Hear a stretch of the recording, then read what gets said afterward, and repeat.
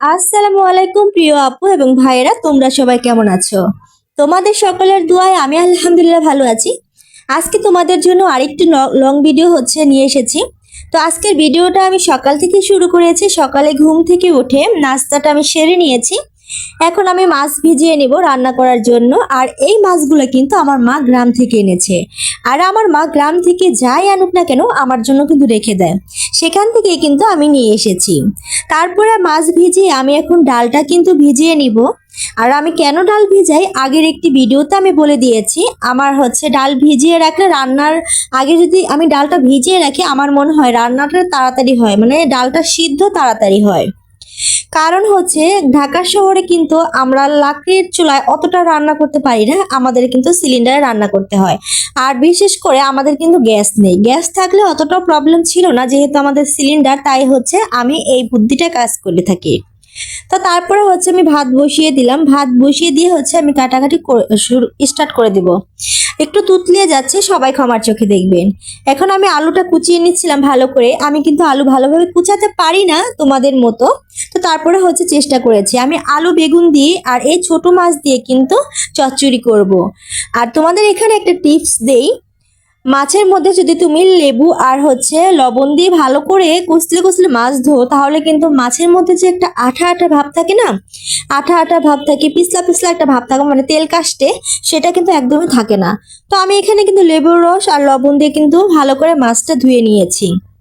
এরপর আমি চচ্চড়ির জন্য আলু আর বেগুন এই যে ছোট ছোট কুচি করে কেটে নিয়েছি। তোমরা যদি পারো, সম্ভব হয় আরো কুচি করে কাটবে, আমি আসলে ভালো করে পারি না।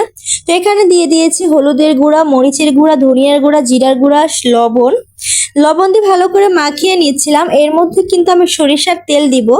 আর আমার সরিষার তেলও ছিল না, অল্প একটু ছিল। তো ওই তেলটাই আমি দিয়ে দিয়েছি এখানে। আর এখানেও আমি একটা টিপস দিই তোমাদের, মাছটা যদি তুমি পরে দাও তাহলে কিন্তু চচ্চড়ির মাছটা ভাঙে না। যেহেতু মাছগুলো ছোট ছোট, একটা মাছ শুধু বড় ছিল, তো সবজিগুলো আগে চটকে নিয়ে তারপরে কিন্তু তুমি দিবে, মানে মাছ দিবে।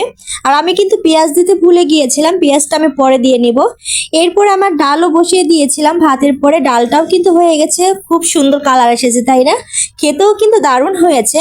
আর আমি ভিডিও করতে করতে পেঁয়াজ দিতে ভুলে গেছি। যাই হোক, এখন আমি পেঁয়াজ দিয়ে নিয়েছি এই যে। আর আগে যদি পেঁয়াজটা দিতাম না, সবজির সাথে ভালো করে যদি আমি চটকে নিতাম ভালো হতো। আর তোমরা চাইলে বেশি করে সরিষার তেল দিতে পারো। এখন আমি কড়াইতে বসিয়ে দিচ্ছিলাম, ভালো করে কড়াইতে বসিয়ে দিব। আর হাতে মাখা চচ্চড়ির তো কোনো নেই, কি বলবো, হাতে মাখা চচ্চড়ি খেতে এতটা মজা হয়, যারা হাতে মেখে চচ্চড়ি খায় তারাই বুঝবে। তো এখন আমি সামান্য পানি দিয়ে দিয়েছি। আর আমার কিন্তু কড়াইয়ের একটা কান নেই, যাই হোক। আর এই যে ঢাকনাটাও ভালো ভাবছো, ঢাকনাটাও মানে ছুটে গেছে, কি বলবো, গরিব মানুষ।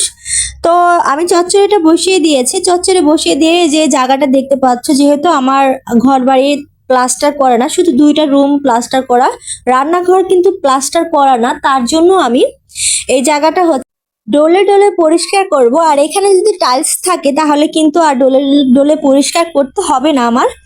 তো দেখো অনেকটাই কিন্তু পরিষ্কার হয়েছে। আর যেহেতু ইউসুফ আছে, আমার পাজি ইউসুফ, ওকে নিয়ে কাজ করতে ভীষণ কষ্ট হয় আমার। তারপরে চেষ্টা করি পরিষ্কার থাকার, অনেকটাই চেষ্টা করি। তারপরে আমার বাচ্চা কিন্তু অনেকটাই নোংরা করে ফেলে।